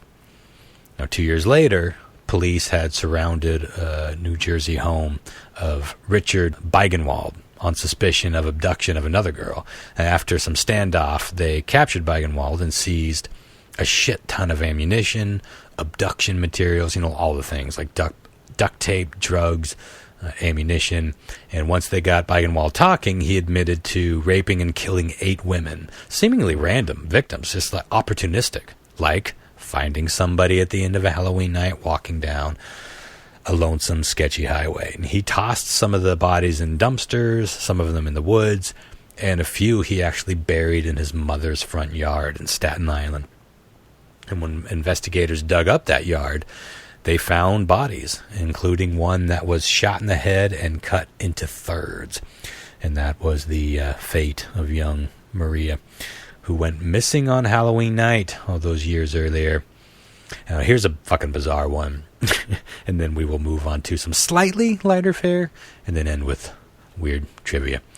A preacher of a small church in Michigan named John D. White had been dating a woman who lived in the same trailer park as White did. It occurred to me when I was reading the story that trailer park romance is a subgenre that we don't hear about often enough, right? I wish we would. Steamy as fuck. Now, John would often babysit this woman's 3-year-old grandson, so he was a trusted member of the family, basically, at this time. But on Halloween night... they usually are, yeah. Halloween night 2012, White just went fucking berserk and clubbed the woman with the rubber mallet, knocking her unconscious, and then got on top of her and strangled her with the plastic zip tie. The kid was somewhere in the trailer. It was unclear in the story as to whether he witnessed this display or not, but after White tossed the woman's body in a garbage bag, he dumped it in the woods and came back to the trailer to dress the little kid up in his Halloween costume in time for his dad to pick him up for trick-or-treating in the night. It didn't take terribly long for cops to track White down for questioning when the woman went missing, and White quickly confessed to the murder. And when police asked him why he did it, he said that he'd always fantasized about fucking a corpse. Holy shit. And the cops asked, "What, did you actually go through with that?" And White simply said, "Funny, I can't seem to recall." Always fantasized about fucking a corpse. A lot of fucked up reasons to kill somebody. But fantasizing about fucking their dead body. Is that next level, or is it just a lateral move? I don't know. It's all so fucked up. Yeah, agreed. I think I might quit Radar Station and this podcast to write trailer park sex and murder stories. I think I might read them shits. Yeah. Trailer steamies, we call them. Go ahead. We should do that. We have never done yet for an episode. Is talk about like there's a handful of really, really fucked up murders, dude, that have been in the valley. I know we've touched on a few of them. We've touched on a few of them, but we haven't talked about all of them. No. Remember, I lived across from the most infamous murder house in Wenatchee at one point. One of two. Yeah. Yours might have been the most infamous. Although the one that happened in East Wenatchee was definitely just a little bit more That was super gruesome fun. of a crime. Really? I'll have to talk about that. Let's do a talk show about it. that. I used to work with a lady that covered both of those stories, and she did 25 year later retrospectives on those stories, in the not too distant past. So I bet I could get her on the show to talk about those. Great. Yeah. That'd be some serious true crime and some fucked up tales. And then eventually we can get Jefferson on to talk about the Mackenzie cow. Yeah, maybe we should do that. Or I don't know, is it tasteless to do that during Halloween? Because Halloween is like, I don't know, we cover some heavy, like this is some heavy shit we're talking about tonight. It's not all like fun and boom, woo. There's like when we tend to talk about some dark shit. But is it in bad taste to talk about? I don't know. If it's tasteless, I don't want to be tasteful. I'd wear that T-shirt. Would you rather hear about it during like Thanksgiving? Yeah, I know. I like it. I think this is when we all tune in to listen to fucked up shit. Mm-hmm. And it's kind of uncomfortable to talk about that. We do sort of get, I don't want to say get off on it, but it's true. Like we get something out of it. Like why do you think, like I think the number one podcast genre that people are listening to right now is comedy. Just second is true crime. You got to think about that. And same with like, you scroll through Netflix, new and trending. A lot of that shit is true crime. Things like Making a Murderer or The Staircase, or all these famous criminal stories. We're fascinated with the dark side. I don't know whether to feel bad about that or there's something we talk about a lot, like all these stories that we're talking about tonight. Those are somebody's daughters, sons, brothers, husbands, wives, whatever, mothers, but there's a disconnect, right? So we feel a little bit safer in talking about them. The people that were murdered and, I can't even think of the right fucking word, mutilated, abused, tortured in this home, in our hometown right here, it does seem a little bit more, we should be careful. You know what I mean? Yeah. Which is odd because it's the same thing. We're just closer to them. Weird. It's a weird phenomenon.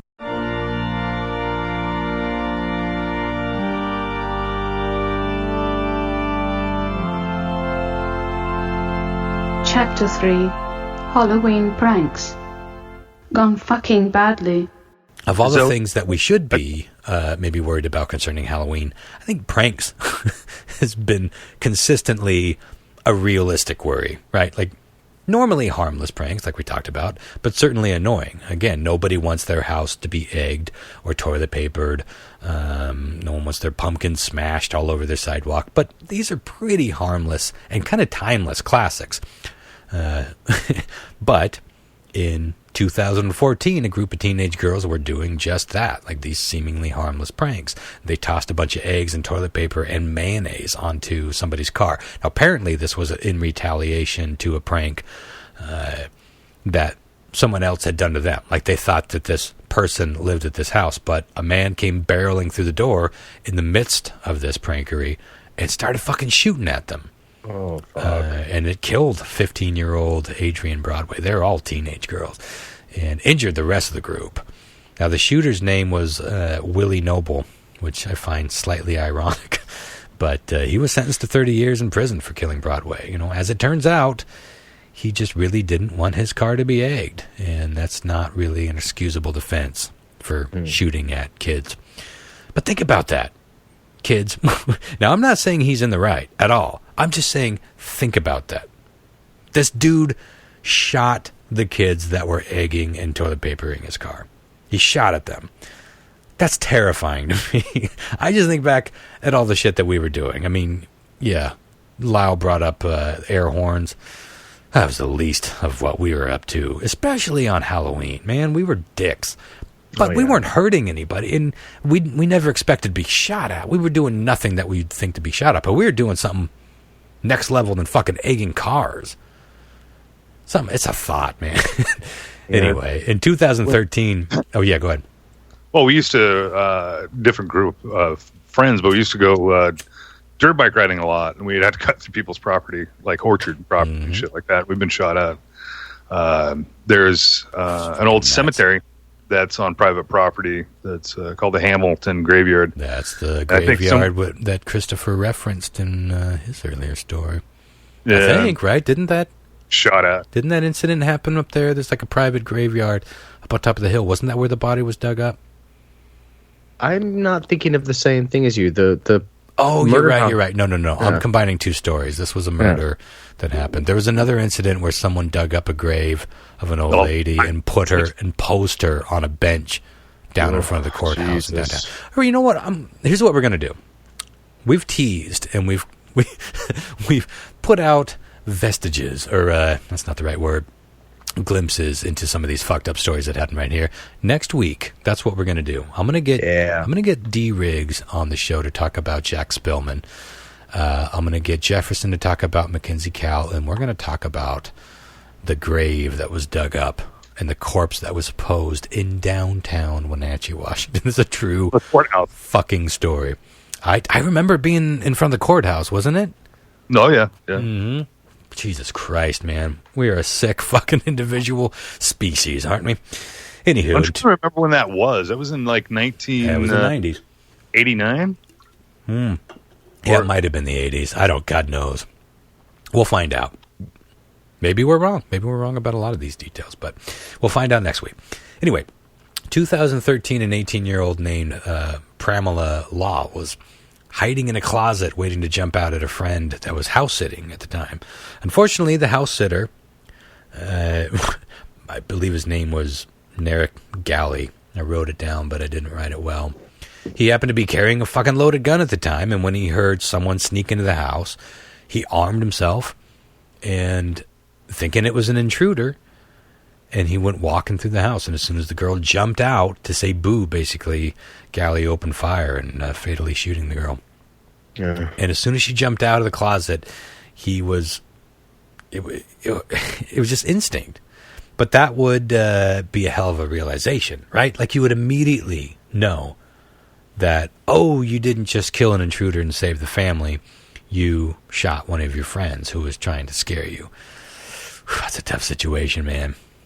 And the dude was there to watch the house, and he clearly knew that someone had intruded, but the law agreed with that, and no charges were filed. But Jesus Christ, even jumping out and saying boo can get you killed. You know, when we were young, kids knocking on someone's door or ringing the doorbell and running away was called something that I shan't repeat here. I have no idea why it was called this, but it was racist. And I'm sure you all know what I'm referring to. Apparently now the more sensitive pranksters call it ding dong ditch. Mm-hmm. But this got somebody killed in Boca Raton, Florida in 2003. And it was weird because it was a 16-year-old kid named Mark Drews, and he walked up to a house, hit the doorbell, and sort of headed down the sidewalk. For whatever reason, the homeowner, Jim Levine, thought that Drews tried to break in. And even though he was heading in the other direction, he decided to open fire on him and killed him. Is it wrong to say that I've done a lot of ding-dong ditches, if you know what I'm saying? No, I think we all did, didn't we? I mean, what else did you do in the late 80s, early 90s? I like 95 or 96 was I was 15, 14. I fucking skated around Everett, and we threw smoke bombs in people's windows and stuff, like terrible things that I look at now and I'm like, oh my God, Yeah. I shot out people's windows with a high-powered BB gun, like big windows. Shit tortures me. It's like kids are just dicks. we were dicks, and they will always be dicks. But I think it was safer to do this kind of tomfoolery back in the day than it is now. I don't know if it's because there are more people that have guns, or we're just not. I don't know. Something's changed, man, and I think you're a lot more likely to be shot. Not to mention that everybody's got like Ring cameras and stuff. Yeah, I was going to say you can't get away with anything nowadays that you could have done in the 80s, because all they had was landline, phones. You didn't even have cell phones back then. Yeah. And to know that everybody that has a cell phone has a camera, you know what I mean? You can't get away with a lot of the stuff. Yeah. We used to. Well, the dude ended up getting, I think, a couple of years in prison for manslaughter. You can't just shoot someone that's running away from you, no matter what happened. That changes everything. If they're heading in the opposite direction, you can't go at shooting them. Here's one last tragic one that'll stick to you. I promise you. In 2000, and maybe we talked about this one too on the old show, something familiar about it. But in 2013, a 16-year-old named Jordan Moreland from Fern Creek, Kentucky, planned to prank his sister by pretending to hang himself and letting her walk in on it, and obviously go through all those motions. Terrible prank to plan. Unfortunately, the young prankster was not terribly skilled with slip knots, and he made an actual noose. Oh, no. And ended up actually hanging himself. Now, ironically, when the sister did walk in, she thought it was a prank, and she quickly realized that he'd gone cold, and she went and got their mother, who, poor woman, desperately tried to save him, got him down, and tried to revive him. But he wasn't dead at that point, but his organs had all shut down. And he basically died the next day. But his friends later told his family, it's like, yeah, he told us that he was planning on faking a hanging. That's how they knew it wasn't a suicide. But according to Snopes, accidental hangings involving prankery, way too many people are trying to freak out their loved ones, pretending to hang themselves. I don't know, maybe it's because of my past. I know two dear friends of mine committed suicide by hanging themselves. Nothing about that would be funny to me, or nothing about... I couldn't conceive... Like, I like to spook people, I like to prank people. I get that. But that's so next level, right? Like, trying to make someone you love think that you had committed suicide baffles me. I don't know. Mm-hmm. But I guess that's tame compared to what pranks can be. Are you guys familiar with the whole swatting thing? Yeah. Yep. Isn't that kind of like the worst prank? People die. It's not even a prank. Like, some dude, I can't remember the story. It's a famous story. Maybe you guys know. I think it was a gamer. It was like one of these gamer channels. For some reason, a lot of these YouTubers or streamers, gaming streamers, they do a lot of swatting, or they have done a lot of swatting. Maybe that's even where it originated. What it is that they play like a lot of first-person shooters, like Call of Duty, whatever like that. And it starts on a fan base. It's usually somebody that's like watching this stream, and what they'll do is they'll see it happen live. They'll call like an FBI, or they'll call the police on them, said that they have a loaded gun, they're going to kill somebody or whatever.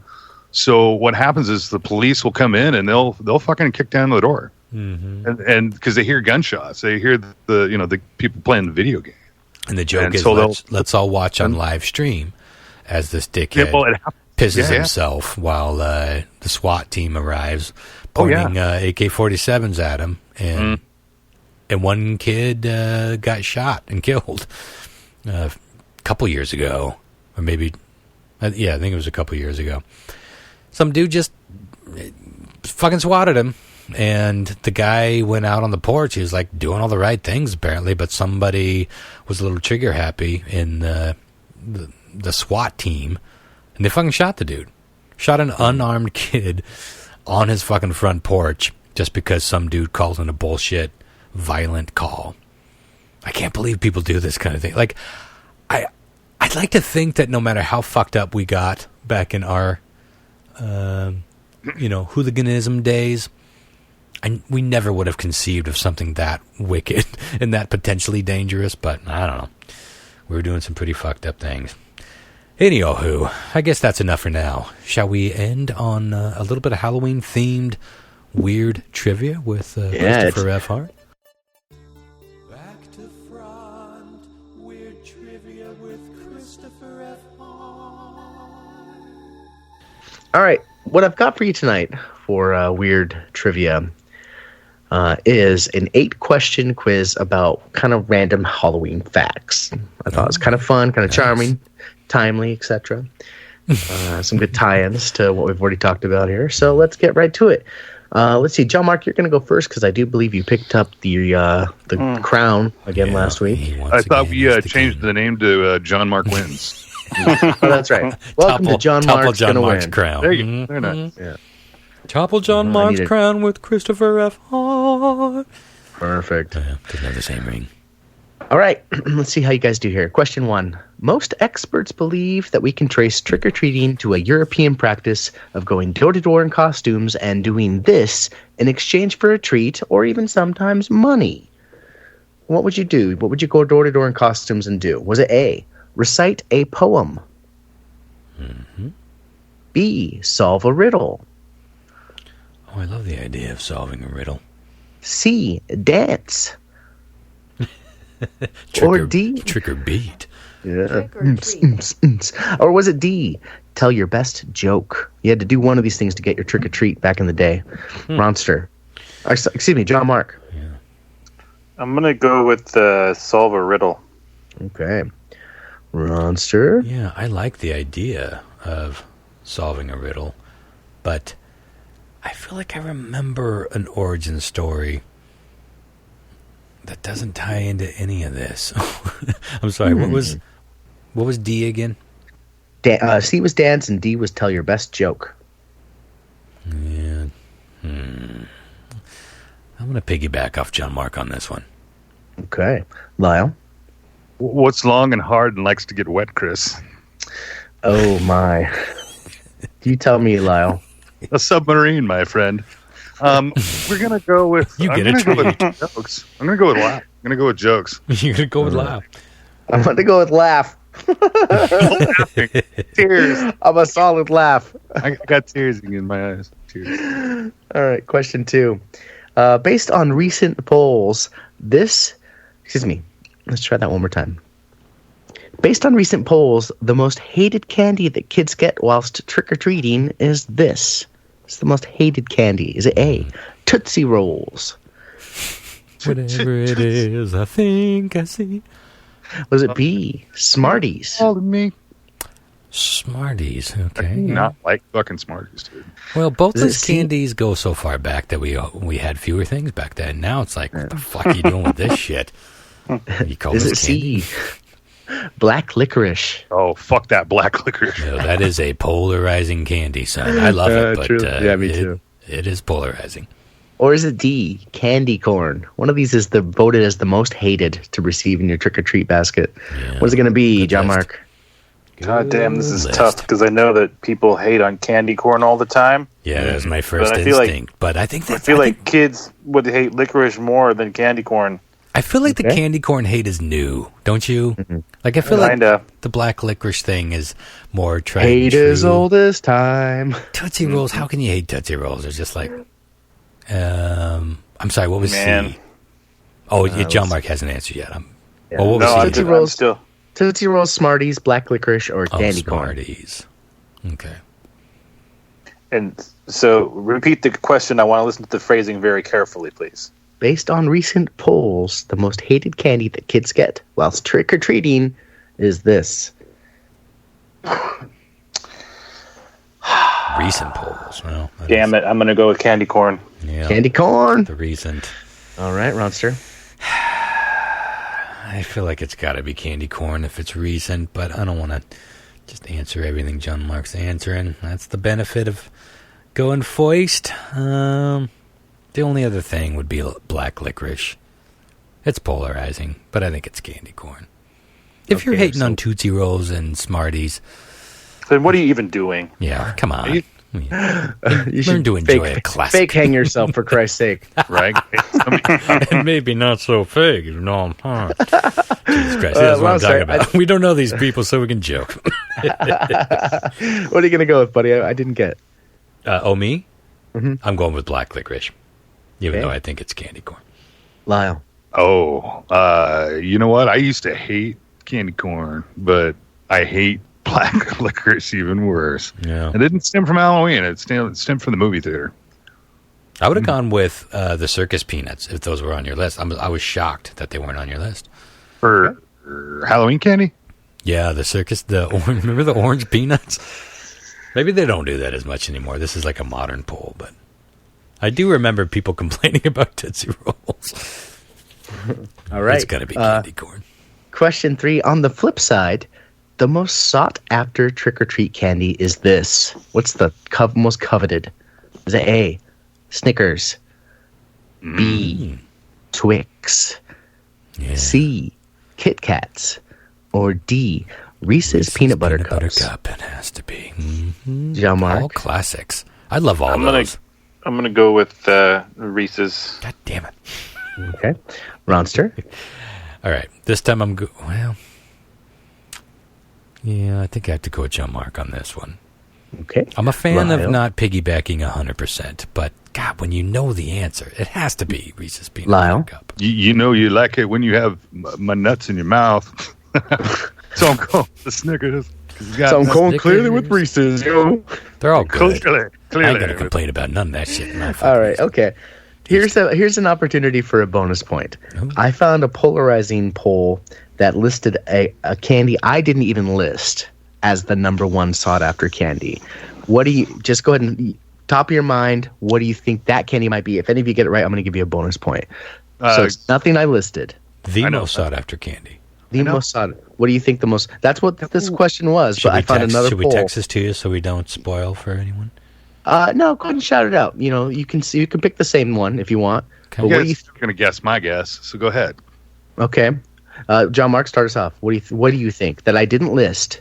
Not on the list I just gave you, but it's a polarizing poll that says this is actually the most. Not on the list. Mhm. That is And I said different Snickers. number one. Yep, I said Snickers, Twix, Kit Kats, and Reese's Peanut Butter Cups. Fuck. Mm-hmm. Yeah. I have a clear answer because it was my trying to- favorite candy bar. York's peppermint patties. Oh, damn, Wow. son. Left Okay. field. Ronster. Invigorating. I'm going to go with Butterfinger.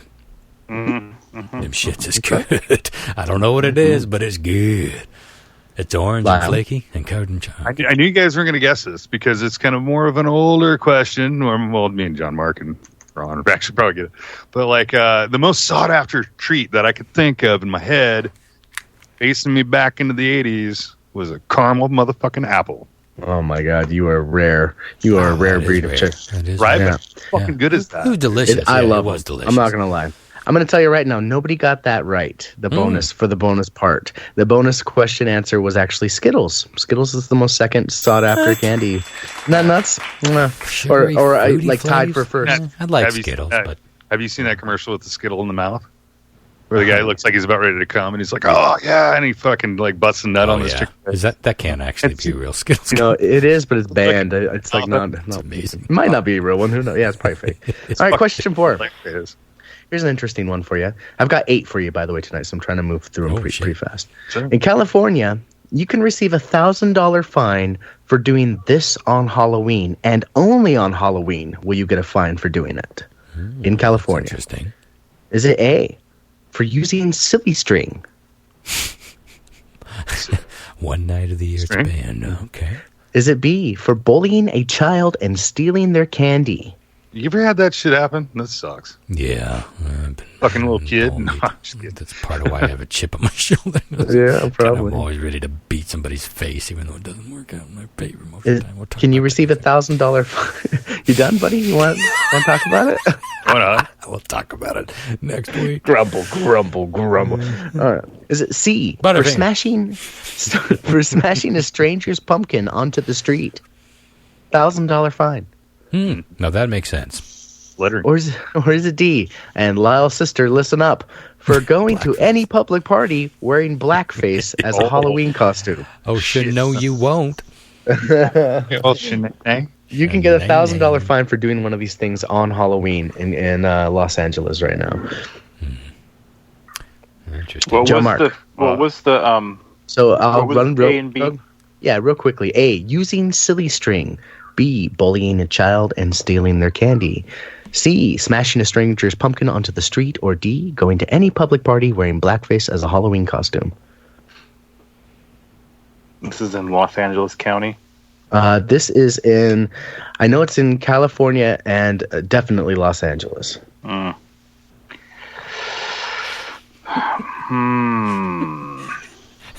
It's likely in $1,000 California, but fine. definitely Los Angeles. I mean, I'm okay. I'm gonna say pumpkin. I don't know. Okay. Ronster. Yeah, I'm going with pumpkin smashing. That's the only one that really makes sense to me. Well, wait. Now, let's play this another way. Let's go with... I'm sorry, what was A? You just repeated it. Silly string. Using silly string. No, fuck it, I'm going with pumpkin smashing. Lyle. Now, how sexy would it be if you used just silly string as your costume? You just like spray it on and walk around. Silly G-string, you know what I'm Be fun to take off because you know how it all conglomerates. Yeah, You just pull it all off. that's a $1,000 fine just a waiting. What are you going with, Lyle? I'm going to go with the boys because it seems like it's littering, maybe in a sense, smack. Because somebody's going to clean. There's a lot of things. It's like trespassing, usually. Vandalism and slap on the Destruction of property, technically. So what are you going with? Silly string? No, smash it in. Oh, the pumpkins. Okay. All right. Answers. Excuse me. Question 5. Out of all of the holidays the U.S. celebrates, Halloween is ranked as this in the commercial aspect of things. So how much is spent on Halloween compared to the other major holidays we celebrate? I'm talking Christmas, Thanksgiving, Valentine's Day, New Year's Eve, all of it. Where does it rank? Okay. What position are we spending money? Is it A, first, B, second, third, or fourth? Is my question clear? Do you guys? Yeah. Okay. All right, John Mark. I'm gonna go with second. Okay. Ronster. I feel like it's third or fourth. I'm gonna go with third. I think Valentine's Day, Christmas. I'm gonna say I'll go Lyle. Okay. I'm gonna say Halloween here. This is number 4. Okay. All right. You know, I would go Christmas, I would go Thanksgiving, and then I would go Valentine's Day, and then I would go Halloween. Yeah, right. I feel that's pretty good too. Okay. Question 6. This famous person died on Halloween. Is it A, Marlon Brando? Mm-hmm. B, Vincent Price?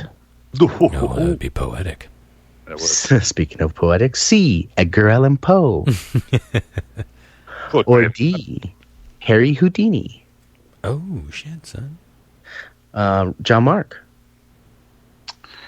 I'm going to go with Edgar Allan Poe. All right. Ronster? I know River Phoenix did. I kind of think Harry Houdini died on Halloween, if I'm not mistaken. The blow to his gut in question, I think, happened a couple days prior. But I feel like he did die on Halloween. Lyle? Maybe not. No, how cool would it be to be that guy? Because you could, like, your best come on line to a chick would be like, hey, you want to see my magic trick? I make my wiener disappear. You know, and he's Harry Houdini. Obviously, he's going to make stuff. It's not too late to be a magician, Lyle. I know a guy that can train you. You know what I'm saying? Do a little hands-on training, if you know. I don't know what you're saying at all, actually.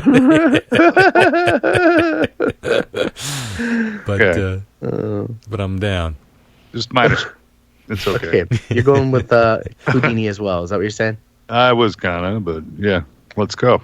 You want to change your mind? No. I'll give you an out, buddy. Okay. That's okay. I know Gandhi died on Halloween.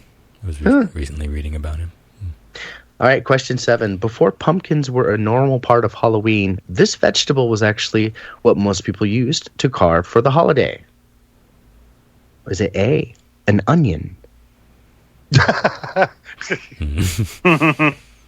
Stingy wingy.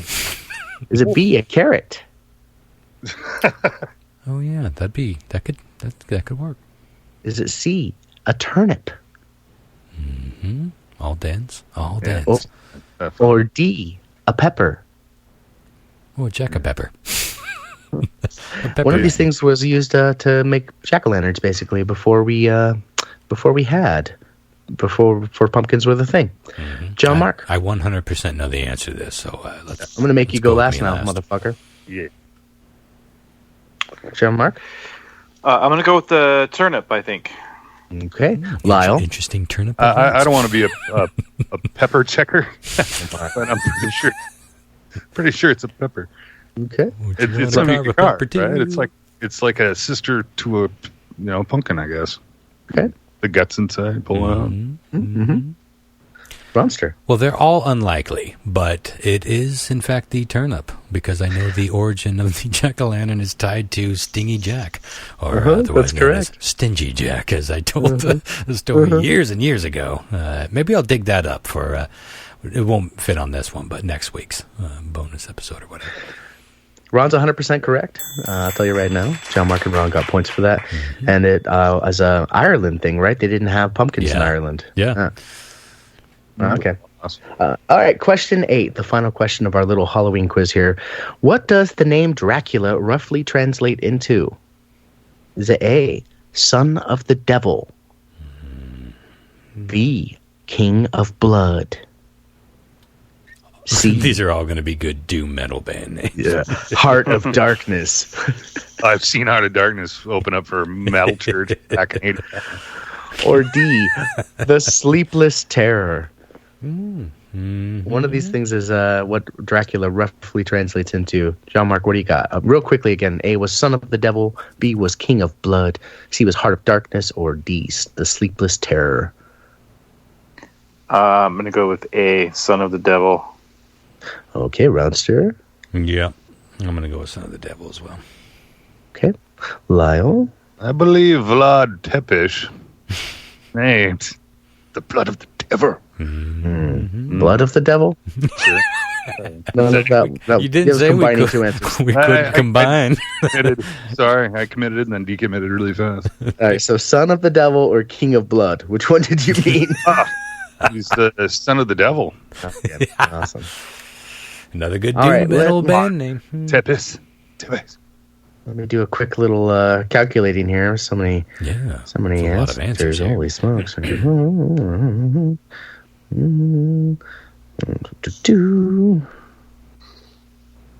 you know Vlad is I'm pretty sure a symbol of his house was a dragon. Was it? Yeah. I don't know a ton about Vlad the Impaler, I got to be honest. Okay. I know way more about the Universal Dracula series and Bram Stoker's book than I do. I might have fucked that up. Damn it. We all might have. Let's No, it go. was. Well, I mean, his family crest was a dragon, but it's Dracul. The Dragul. It's all the pronunciation. Dracul. Mm-hmm. All right, let's go over the answers here. Question 1. Most experts believe that we can trace trick-or-treating to a European practice of going door-to-door in costumes and dancing for treats. Dancing and sometimes singing. Nobody got that correct. We're off to a... Yeah. Imagine Patrick Swayze knocking on your door. Ding, ding. All I want to do is dance. Mm-hmm. Question 2, based on recent polls, the most hated candy that kids will get while trick-or-treating this year is Tootsie Rolls. These kids don't like Tootsie Roll. Wow. It's the fake chocolate. It's the not real chocolate to them, I think. It's so delicious. I agree. I love a good Tootsie Roll. I can I'm see a it fat being dubbed the motherfucker, fake chocolate. Tis at that. But, it is delicious. It's like chocolate gum for a bit. And then it's gone. Then it fills your tummy. Yeah. Mm-hmm. Question 3 on the flip side, the most shocker. I'm shocked. I'm more shocked that parents are still buying Tootsie Rolls. They're so cheap. That big ass bag full of suckers and Tootsie you get a lot of money's worth. They're buying for themselves. Yeah. On the flip side, the most sought after trick or treat candy is actually the Reese's Peanut Butter Cups, motherfuckers. John Mark Monster got that correct. Boom, boom. For sure. Question 4 in California. What was the bonus? What was the bonus version of that? It was Skittles. Oh, that's right. Yeah. Bullshit. It's bullshit. In California, you can receive a $1,000 fine on Halloween for using any kind of silly string. Apparently, it's a real problem to clean up. I don't know if it's great for the environment. Tonight. It's just easy for kids to bring a bunch of cans out and just fucking make giant messes. So they have implemented a $1,000 fine policy. I think it's been in place for several years now. Oh, you're stumping us all tonight. Yeah, I know. So that was a big whiff too. Nobody got that right. All right. Question 5. Satisfying noise it makes when you're squeezing that shit out of the can, right? Like cheese whiz. Oh, it's so good. I love a good silly string. All right. Out of all of the U.S. holidays that we celebrate, Halloween is ranked number 2 in the commercial aspect of things. John Mark got that correct. That surprises me. Yeah, number 2. Right behind Christmas. Fuck, now he's ahead. God damn it. Even on the off nights, he's going to bitch us. This famous person died on Halloween. It was indeed Harry Houdini, Ronster. Your memory served you properly. Oh, shit. Hey, we got a tie on our hands? Or am I... Ron and Lyle have a point now. So Lyle's at 1, and John Mark and Ronster have 2. We have 2 more questions left here, though. Oh, dear. Before pumpkins were a normal part of Halloween, this vegetable was actually what most people used to carve for the holiday. Ronster definitely nailed that with the turnips. I believe John Mark got that correct as well, which makes things very interesting, because as we get into question 8, what does the name Dracula translate into? You all picked... I think, Lyle, you picked this as well. You all picked was Son of the Devil, and you were all absolutely correct, which means we do have a tie on our hands between John Mark and Riggedy Ron. Now, I have a tiebreaker here. Riggedy. According to... Okay, so go ahead and pull your phones out. Oh, I don't have mine with me. Can we do it on Facebook? Yeah, whatever you can do. Just send me a message. Okay. Americans who celebrate Halloween will, on average... spend this amount of money each year. That's all it is. Americans who will celebrate Halloween intend to spend, on average, this amount of money each year. Closest to it wins. Not Price is Right rules. Go over, go under. Doesn't matter. Okay. I gotta come up with something. Number, yeah. This number, Americans who celebrate, it's average. I'm not Googling. I'm just trying to think. Okay, I'm waiting for John Mark. He's probably way over. Wow, you're both real high. I'm gonna say that right now, but one of you was much higher than the other. We both love Halloween. The average American intends to spend $86.79. John Mark said $300. Ronster said $500. I'm going trick or treating at the Ronster. I spent $150 just on Halloween candy to do the trick or treat downtown, so I'm probably skewed. You did win, buddy. That puts you at your, oh my gosh, 7th win on our new show. Yeah, nicely done, sir. Good Lord, that was a magical way, though. That was a magical. That was a tough battle. Came down to the wire. Mm-hmm. Well done, you guys. Well done. $87. I was like, whoa. Step up, bitches. Jesus, I spend that much on horror movies. was it 86.75 or 87.65 or what the fuck? Yeah, 87 something. 87 very specific. That seems low, doesn't it? That seems a little low. Maybe not way low. Okay, 500 seems high.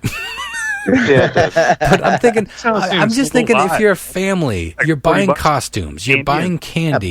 We're talking about single person per person cost. Yeah, I wasn't thinking of it right. Yeah, I would have got it. I would have been way too high anyway. All right. Well, solid list, solid game, solid show. I think very Halloween centric. Even though we still have 2 weeks to go. How magical is that?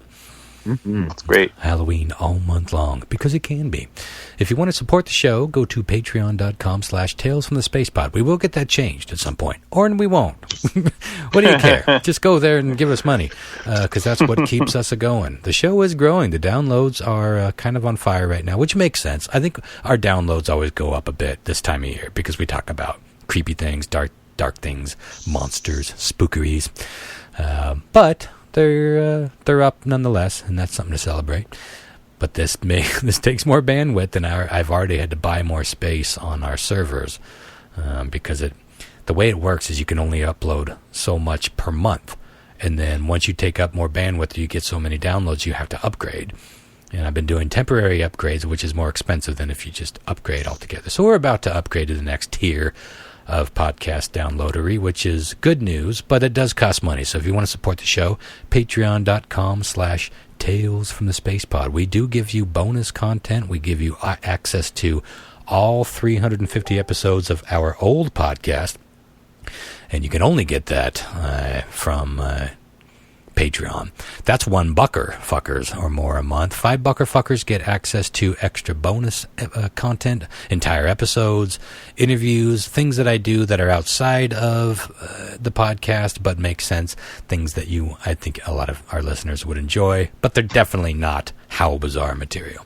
All of that goes up to Patreon supporters, $5 or more a month. And on top of that, we are doing something at Radar Station called the Radar Rocket Packs. Now, these are subscription boxes put together, hand-selected by myself. Most of what you're going to get will be like handmade earrings, candles, cassette tapes of shit that I put out under Radar Station Records, including some pixie sticks. Pixie open. Be sure to help your children eat them because they're hard to open. It's Christopher. Jesus Christ. We are horrible, horrible humans. That kid would be our age right now if his dad didn't fucking kill him for insurance money. If we can't, it's the only way I can deal with the fucking horrendous world we live in is just laugh at it. Like, what the fuck? Heavy things make us...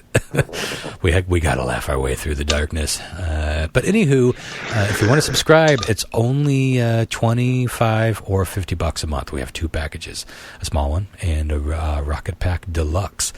This is something that's going to be more appealing to you who are out of the Wenatchee area because we sell all this stuff at Radar Station. But you don't have access to them in Europe, and we will ship overseas. You just got to pay for that shipping, which can be significant, so do know that.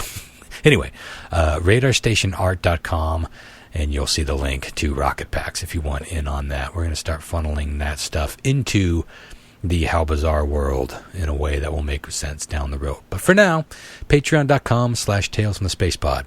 How many more entities can I throw out at you to support this humble little podcast? Other than that, tune in next week. We will be talking about 9/11 and maybe some local crime stories, which I'm telling you, folks, there's some heavy shit that has happened in our sleepy little neck of the woods. Shit you would not fucking believe. Crazy, crazy crime stories. We'll be talking about that soon. Until then, sleep tight, motherfuckers. Oh, I forgot to bring up a story that happened last night. Remind me to bring up the footprints story, right? Hey, next Siri, make sure to ask Ron about another stupid story next week on top of the really embarrassing one. All right, tune in next week for another round of stupid stories. Bye that now. Doesn't sound good. Oh my god, that was the best.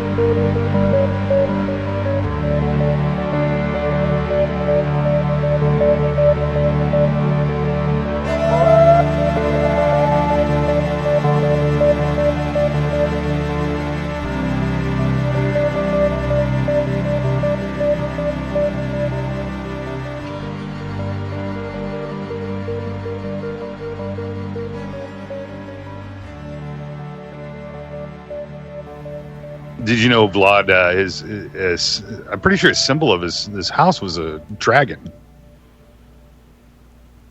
Was it?